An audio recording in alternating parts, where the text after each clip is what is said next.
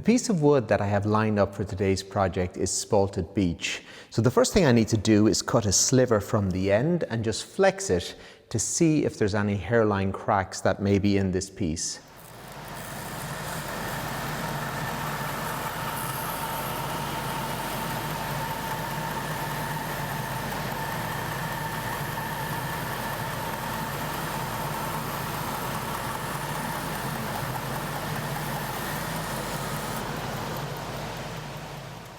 So I've cut a little sliver off the end, and if I flex it, any cracks that are hidden will become visible straight away. But over here in the corner, there's a little small crack that's radiating from what would have been the pith over here in this area. But everything else seems good and sound. Some spalting there, which will be nice at the top of the box. So the next step here is to just mark out the areas where I want to get my boxes. And it's really important that I follow the grain. So at this end of the log, for example, it's at the bottom of the tree, so it's wider, and there's a curvature to the grain here. So it's best that I actually follow that curve and sort of split the difference if I'm getting the box from this end. However, I've taken my little sliver off this end down here, and I'm going to just line the ruler up with the grain here. So I'm just looking at the flecks that are in the wood, and I'm just going to mark a line along there. And then I'll measure in the thickness of the piece. So it's 75 millimeters. Actually, I'll go to this ruler, it's a little bit easier. So 75 millimeters here. And then I'll mark another line up there.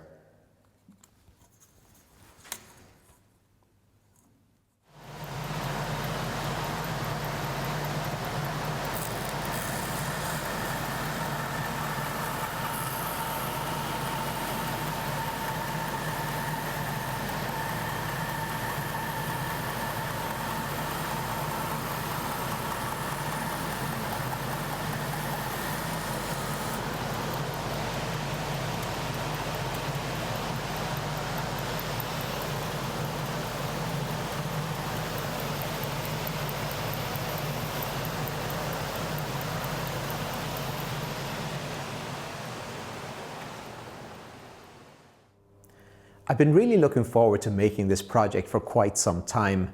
I spend so much of my time these days giving classes, rough shaping bowls, filling the kiln, and just trying to stay ahead of production. So to actually go to the lathe and play for a couple of days, it's just a wonderful feeling. But before we make this project, let's take a closer look at the one that I've made here a couple of days ago. This box is made from native Irish beech, which is quite slow growing. This came from a tree that came down in a storm.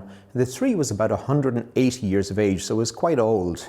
So you can see some of these fine spalt lines that are running through it, and then the variations in the colour. Now sometimes with beech, where you do get the whiter wood, it can be quite decayed, and it's not always easy to get a good cut from the tools. But in this case, this wood is quite solid, and it offers a really nice contrast in comparison to the darker wood beside it. The proportions that I use for this box are 2/5 in the lid and then 3/5 in the base. So from here to here in the lid is 20 millimeters, and from here to here is 30 millimeters, about 1.25 inches. On the lid, it's got this small little bead here, and then this surface is domed. You can see it if I just tilt it on the side. And then if I turn it over, it's got a larger bead here in the base, and again domed there at the bottom. So the first step is to find the centers on this piece, and then we'll get turning.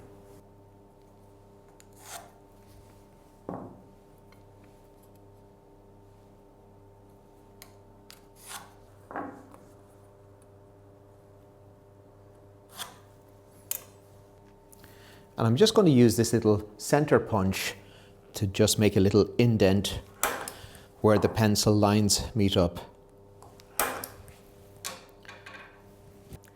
On the lathe here I have a Steb center, and this is an extended version made by a company in Germany called DNS. So that just keeps everything away from the headstock, just giving me a little bit more room to work.